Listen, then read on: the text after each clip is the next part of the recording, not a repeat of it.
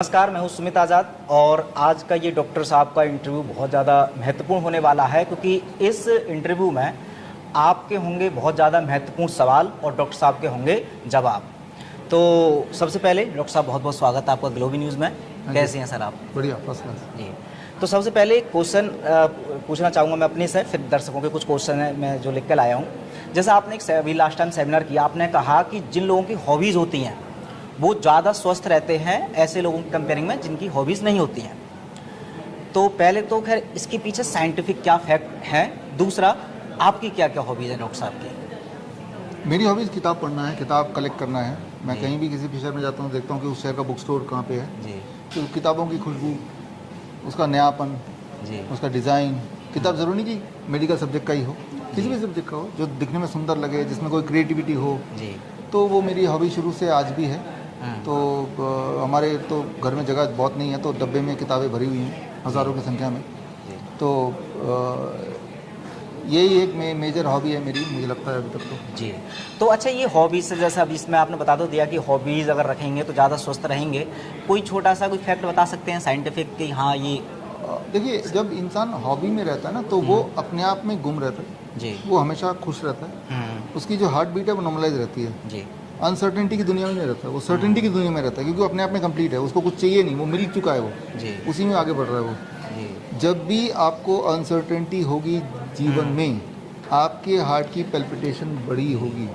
जब आपकी हार्ट की पैल्पिटेशन एब्रप्ट होगा तो आपका ब्लड सर्कुलेशन वो प्रॉपर होगा ही नहीं, और सारा जो खेल है बीमारियों का, वो ब्लड सर्कुलेशन का ही खेल है। जी। जितनी सारी बीमारियों के नाम आप जानते हैं, मान लो कैंसर है। कैंसर क्या होता है? कहीं ज़्यादा ब्लड सर्कुलेशन हो रहा है तो वहाँ ट्यूमर बन रहा है, कहीं ब्लड सर्कुलेशन हो ही नहीं रहा, राइट? जहाँ नहीं हो रहा तो वहाँ पे गैंग्रीन हो रहा है फिर। तो सारा जो खेल है वो ब्लड सर्कुलेशन का है, and that depends on heart का बीट, पैल्पिटेशन ना होना, right? And that depends on कि आप कितना अपने आप में संतुष्ट हैं। संतुष्टि के लिए बहुत सारे तरीके हो सकते हैं। किसी को अच्छा मान लो एक लाइफ पार्टनर मिलता है तो भी संतुष्ट है वो, right? There can be many ways to be to get the fulfilment, right?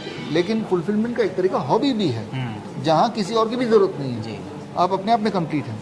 अच्छा, एक एग्जांपल मैं बोल रहा हूँ आप सबके लिए। जी। आप बचपन की कोई भी एक हॉबी याद कीजिए, या जब मैं अभी अपना दिवाली आ गया, पुराने घर को साफ करते हुए अचानक मुझे ट्रंक के नीचे से बचपन में जो स्टैम्प कलेक्ट करता था वो मिल गया। जी। काफ़ी देर तक वही देखता रहा, कितनी अच्छा लगा, होती है ना? तो आपको भी पुराना कोई एल्बम देखने लगे, अब बड़ा मज़ा आता है ना? आपको शांति मिलती है, खो जाते हैं कहीं। ये जो खो जाना है ना, दैट इज़ रिदमिक। जी। रिदम में ले आता है। आप देखेंगे उस दिन नींद भी अच्छी आएगी, उस दिन दर्द भी कम होगा। तो ये एक्चुअल साइंस है, लेकिन ये लगातार होना चाहिए, कभी कभी नहीं। ट्रंक से निकला तभी आपको खुशी मिली, वो कब होगा? जब एक हॉबी को परस्यू करेंगे। जी। अच्छा डॉक्टर साहब, जैसे आप हमेशा से नेचुरोपैथी को बहुत बड़े स्तर पर प्रमोट करते हैं और बहुत बड़ा ये सौभाग्य भी है भारत का, खासकर कि भारत में आप जैसा कोई व्यक्ति आया जो नेचुरोपैथी को इतने बड़े स्तर पर पूरे विश्व भर में प्रसारित किया। नेचुरोपैथी में एक एनिमा होता है, एनिमा के बारे में ना तो आपके मुझसे ज़्यादा हमने कुछ सुना है, तो मैं जानना चाहूँगा एनिमा के बारे में, क्या उसके सच में कुछ फ़ायदे होते हैं या कुछ उसके नुकसान होते हैं? उसको आप मेरे ख्याल से प्रमोट नहीं करते, उसके बारे में बात नहीं करते, क्या वजह है? नहीं, हमारे हॉस्पिटल में होता है एनिमा, यहाँ भी होता है। पंचकर्मा में एनिमा कराते हैं, लेकिन वो हम बहुत ही देखभाल की जिनको ज़रूरत है, क्योंकि जब जो लोग DIP डाइट पे होते हैं तो उनको एनिमा की ज़रूरत नहीं होती, नंबर 1। नंबर 2, आपको ध्यान रखना है जो कोलोन है हमारा, कोलोन में गुड बैक्टीरियाज भी हैं, और ज़्यादा एनिमा कर देंगे तो गुड बैक्टीरिया बाहर निकल जाएंगे, ठीक है ना? तो इसीलिए एनिमा करना है जो कॉन्स्टिपेशन के पेशेंट हैं, बहुत सोच समझ के करना है, बहुत ज़्यादा नहीं करना है, और वो हम करते हैं उसको हॉस्पिटल। स्वस्थ आदमी के लिए अगर बताना चाहें कि क्या होनी चाहिए फ्रिक्वेंसी एनिमा की, अगर कोई स्वस्थ आदमी करना चाहे? उसको ज़रूरत नहीं है, बॉडी अपने आप में एक सेल्फ, जब आप खाते हैं और उसमें खूब सारा पानी है, जैसे लिविंग फूड जिसे बोलते हैं हम, तो दैट इटसेल्फ एनिमा का काम करता है। तो स्वस्थ को ज़रूरत नहीं है, जो बीमार है उसको ज़रूरत है, और वो देते भी। हमारे सारे हॉस्पिटल में एनिमा होता है पेशेंट को। आपने HIV का बहुत बड़े स्तर पर खुलासा किया था कुछ टाइम पहले, तो अब HIV को लेकर के ना, जैसे अब अखबारों में या जो एलोपैथी है वो तो दावा करती है कि ये सच में एक बीमारी है और स्प्रेड होती है, खासकर सेक्सुअल संबंधों से, या और भी जो उन्होंने बताए थे। आपने कहा ये स्प्रेड नहीं होता है, चाहे तो आप मेरी बॉडी में किसी भी HIV वाले पेशेंट का ब्लड डाल दीजिए। लेकिन अभी हाल में कुछ आयुर्वेद आचार्य हैं, कुछ आयुर्वेदिक डॉक्टर्स वगैरह भी हैं, वो भी इस बात को मानते हैं, जो नेचुरोपैथी आयुर्वेद को भी मानते हैं, लेकिन फिर भी कह रहे हैं कि डॉक्टर साहब ये जो दावा है ये बिल्कुल उनका फेक क्लेम कर रहे हैं। क्या अब HIV के बारे में भी कुछ अलग से आपके पास कोई जवाब है जो आगे देना चाहें सब लोगों के सामने, और जिस तरह से अभी ट्रेंडिंग बीमारी को आपने बहुत बड़े स्तर पर एक्सपोज किया और सबको मानना पड़ा कि हाँ डॉक्टर साहब सही है और वो सही निकले, आप HIV को लेकर के कोई आपकी प्लानिंग जो बहुत बड़े स्तर पर आप एक्सपोज करना चाह रहे हैं? मैं तो सिंपल ये बोलता हूँ कि HIV की बात करते हुए 1984 में पहली बार HIV का नाम आया, तो 1984 से लेकर अभी तक 40 साल से ऊपर हो गए, तो 1982 इट वाज, तो तब से लेके अब तक, तो इतने सालों में एक भी ऐसा पेपर दिखा दो आप जहाँ पे HIV वायरस को, जो वायरस बोला जा रहा है उसको आइसोलेट किया गया हो जी, किसी को मिला हो कि देखो जी हमें मिल गया, इसे कहते हैं HIV वायरस, एक पेपर दिखा दो आप जी, है ना, तो हम मान जाएंगे, लेकिन एक पेपर भी नहीं है तो बताओ, there is not a single paper जहाँ ये बताया हो कि हाँ HIV वायरस देख लिया किसी ने, आइसोलेट कर दिया, अभी तक नहीं, राइट। आपने देखा हर चीज़ की ये बनती है, टीका जिसे बोलते हैं, HIV क्यों नहीं बना, कि उसके लिए भी तो भाई वायरस को आइसोलेट करना पड़ेगा जी। बात तो चल रही है कि हाँ इसका भी टीका डेवलप करने वाले हैं, 1982 से चल रही है, 40 साल तो हो गए जी चलते हुए। बहुत शानदार। अच्छा, जैसे अभी एक और प्रश्न जो लोग पूछना चाहते हैं, खासकर जो DIP डाइट के बारे में जानते हैं, आप कहते हैं कि जो DIP डाइट और एक नॉर्मल डाइट में जो सलाद को लेकर के है, जैसे जो कच्ची सब्जियां, वो नॉर्मली भी व्यक्ति अगर DIP डाइट ना भी ले रहे होते हैं तो वो खाने के साथ तो लेते ही हैं, वो हमने भी पूर्वजों से देखा है, हमारे माता पिता भी ऐसा लेते थे, हम भी खाने के साथ जैसे जो सलाद ले लेते हैं। आप कहते हैं कि DIP डाइट के अकॉर्डिंग तो पहले सलाद की प्लेट ख़त्म करो तब दूसरी प्लेट लो, तो इसमें डिफरेंस कितना है कि अगर हम भोजन के साथ सलाद कर लेते हैं तो क्या इससे थोड़ा बहुत भी फ़ायदा नहीं मिलेगा, कितना मिल सकता है इससे फ़ायदा, कितना डिफरेंट है इसमें? समझना होगा, जब आप सलाद खाते हैं तो that is on the stomach जी, स्टमक के पहली लेयर में सलाद है, हाँ, सलाद में एक जो लिविंग एंजाइम्स हैं और हमारे बॉडी के अंदर स्टमक में एक लिविंग हार्मोन एंजाइम बनते हैं, इसे कहते हैं इंक्रेटिन।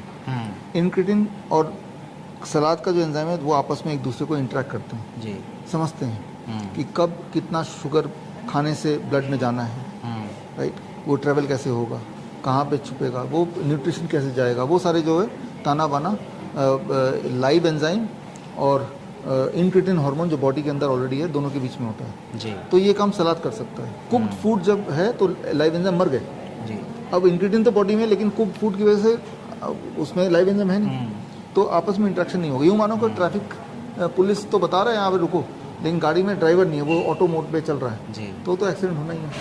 तो पहले अपने ड्राइवर को भेज दिया, ऐसे खाने को भेजा दो इंक्रेटिन को समझता हो, उसके बाद हमने कुक्ड फूड भेजा, तो cooked food will follow the live enzyme, it will follow the salad. तो इसीलिए मैं बोलता हूँ पहले आप सलाद खा लो पेट भर के, अब खाना शुरू करो। आपने देखिए बहुत सारे प्रोटोकॉल से बहुत सारे मरीजों को ठीक किया है, हालांकि समय समय पर आप बुक्स के थ्रू एविडेंस भी देते रहते हैं, लेकिन हाल ही में अभी आपकी एक बात पर आलोचना बहुत ज़्यादा हो रही है, मैं देख रहा हूँ सोशल मीडिया पर कुछ लोग हैं वो ये कह रहे हैं कि डॉक्टर साहब की जो वेबसाइट पर हज़ारों हज़ारों के टेस्टिमोनियल जितने भी हैं वो सारी चीज़ सब खरीदी हुई हैं। अगर ये सच है तो डॉक्टर विश्वरूप के टेस्टिमोनियल में जो लोग होते हैं उनके मोबाइल नंबर वो दर्शाते नहीं हैं, उनका एड्रेस नहीं दर्शाते, ताकि हम उनको ये सेटिस्फाई कर पाएँ कि ये सच बोल रहे हैं, सही बोल रहे हैं, गलत। कहीं ऐसे तो जो टेस्टिमोनियल हम पैसे दे करके कितने भी बनवा सकते हैं अपने, तो क्या सच में ही ये सब इतने सारे हज़ारों के टेस्टिमोनियल आपने वेबसाइट पर अपलोड किए हैं वो सब बिकाऊ हैं? इसमें एक आइडिया है, मैं बताता हूँ जी, 2-3 आइडिया जी। मैं हमारी जो अभी किताब लॉन्च हुई, हाँ, क्योर फॉर ब्लड डिसऑर्डर जी, उसमें हमने बच्चों के फोटो डाले, ठीक है, उनका हॉस्पिटल का नाम डाला, ठीक है, उनका वो कहाँ रहते हैं वो डाला हमने, ठीक है, तो और ज़्यादा बड़े बड़े हॉस्पिटल्स हैं, अपोलो हॉस्पिटल, एम्स, फोर्टिस, इस तरह के हैं, और उन बच्चों के नाम है जी। तो आपके पास एक आइडिया, और वो हर शहर से है, आप जिस भी शहर में रहते हैं उस शहर का बच्चा पकड़िए, हाँ, तो उस शहर के हॉस्पिटल में जाइए और देखिए ये बच्चा क्या यहाँ पे आया था जी, उनके रिकॉर्ड में मिल जाएगा, और क्या अब आ रहा है वो भी मिल जाएगा। तो इससे ज़्यादा डिटेल क्या, ये तो हुई एक बात। दूसरा, अभी जैसे मेरा अभी लेक्चर अभी हुआ था इस संडे को, पिछले संडे हुआ था जी, ये भिलाई में, हमने पहले ऐलान कर दिया था कि हमारे सारे पेशेंट वहाँ पे आ रहे हैं, जो भी आसपास के, आप आ जाओ, हाँ, पेशेंट से मिल लो। पेशेंट आए भी, लेकिन मिलने को आए नहीं। अगला लेक्चर मेरा नवंबर 19 को हो रहा पटना में, तो और डिटेल में आपको दे दूंगा जी। तो वहाँ हमारे पेशेंट तो आते ही हमें सुनने, जिनको भी शक है जरा भी वहाँ आ जाए। कैंसर के पेशेंट, हार्ट डिजीज़ के पेशेंट, किडनी के पेशेंट, डायबिटीज़ के पेशेंट, थैलेसीमिया के पेशेंट, सबसे मिल ले, अपनी पड़ताल कर ले, ठीक है ना, ये दूसरा तरीका है। तो और फिर जो मेडिकल काउंसिल है, मैंने पहले ही बोला है, दिल्ली मेडिकल काउंसिल है, हरियाणा मेडिकल काउंसिल है, अगर ये मुझे चिट्ठी लिखते हैं जिन्होंने लिखी है, तो हम अपना डेटा पूरा देते हैं, हमने दिया भी है। हरियाणा मेडिकल काउंसिल को हमने डेटा पूरा दिया है, बिल्कुल। और हम बोलते हैं आपके माध्यम से कि मुझसे मांगो डेटा, लेकिन डेटा किसी इंडिविजुअल को नहीं देंगे हम जी, क्योंकि वो उनकी प्राइवेसी को भी इन्फ्रिंज करता है। बिल्कुल किसी मेडिकल एसोसिएशन को हम देने को तैयार हैं, किसी काउंसिल को देने को तैयार हो, दिया भी है जी, और आगे भी देंगे। तो आप किसी काउंसिल के माध्यम से आइए, हम डेटा दे देंगे। और आप एज ए इंडिविजुअल आना चाहते हैं तो आप हमारे बुक को पढ़िए या फिर हमारे सेमिनार में आके आंखों देखी सामने सामने मिलिए। जी, कोई और तरीका अगर आप बोलें कि पेशेंट को लेकर आपके घर पहुंच जाएं हम, जी। वो तो नहीं हो सकता। तो चलिए, इतने सारे महत्वपूर्ण आपके सवाल थे और डॉक्टर साहब का एक बार फिर से धन्यवाद देता हूं। आपने इतने बिजी शेड्यूल में से समय निकाला और आपके सभी सवालों के जवाब दिए। डॉक्टर साहब, एक बार फिर से ग्लोबी न्यूज़ की पूरे परिवार की तरफ से आपको बहुत बहुत धन्यवाद। Thank you. इस वक्त मैं हूँ हिम्स जी, प्रीमियर हॉस्पिटल गुड़गांव में, मिलेंगे कभी।